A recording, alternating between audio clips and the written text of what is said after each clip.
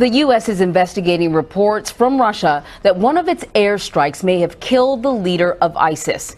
The Russian military claims it possibly killed Abu Bakr al-Baghdadi, saying that it targeted a group of ISIS leaders and militants around Raqqa last month.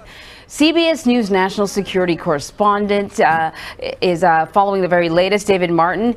David, okay, so this news, I think, is stunning to a lot of people, but still sort of up in the air. What can you tell us about the reported airstrike targeting Baghdadi and ISIS? Well, it's very much up in the air. The Russian Defense Ministry has released before and after photos of a building. It says it hit on the night of May 28th, and in that building, they say, there was a meeting of ISIS leaders, and Baghdadi may have been present, may have been killed. The Russian Foreign Ministry or Foreign Minister Sergei Lavrov has been quoted as saying that Russia does not have 100% confirmation that Baghdadi was killed, and U.S. officials say they have zero confirmation that Baghdadi was killed. So there is no certainty to this whatsoever, and most people here in the Pentagon think it is unlikely that Baghdadi, one, would have attended a large meeting, because those large meetings are fairly obvious targets, and two, that he would still be in Raqqa, since Raqqa has been in the process of being encircled by these U.S.-backed Syrian fighters. And the best guess here in the Pentagon is that he has already left Raqqa and is probably somewhere in the Euphrates River Valley between Raqqa and the Syrian border with Iraq. But all that aside, the bottom line here is absolutely no confirmation that Baghdadi has been killed. So, David, let me ask you this question. You know, we have heard other reports of him being killed before. This one seems to be getting a little more attention than others. I think just earlier this week, or perhaps last week, we heard that he was killed. Why do you suppose this report's getting more attention? Well, because it's coming from the Russian Defense Ministry, and the Russian Defense Ministry is in charge of conducting airstrikes in Iraq and in Syria. So the Russians have the motive to kill him, and they have the means to kill him, and they have a good intelligence service. So it's entirely possible that Russia may someday be the one that launches the strike that kills Baghdadi, but there is no confirmation that that strike occurred on May 28th. All right, David, while we have you here, I want to ask you about something else.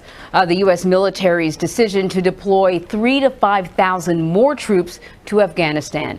What will these forces be doing in Afghanistan? And, you know, what's the long-term impact here in terms of the stability of this country? Well, first off, the decision has not yet been made. Defense Secretary Mattis is expected to make the decision. He's in the stages of trying to get the exact final number of troops that he wants to send. He has the authority from President Trump to send them on his own hook. So this is something that is very much in the works, but technically the decision hasn't been made yet. What these troops would do is they would first add to the 8,400 American troops that are already in Afghanistan, and most of them would be trainers and advisors who would deploy with Afghan units out in the field to help the Afghans with intelligence, to call in airstrikes, and to basically make the Afghan military a more effective fighting force, because right now the Afghan military is on its heels. The Taliban, as Secretary of Defense has said, is surging, and the Afghan military is suffering unsustainable casualties. So the commander in Afghanistan has been calling for these troops for some time now, basically to stop this Taliban surge.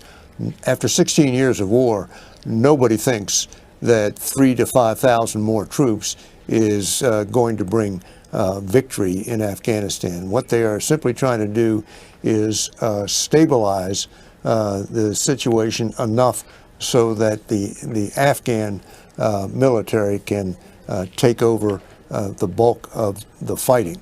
The U.S. has one overriding interest in Afghanistan, and that's to prevent it from ever again becoming a safe haven in which terrorists can plot attacks like 9/11 against the United States.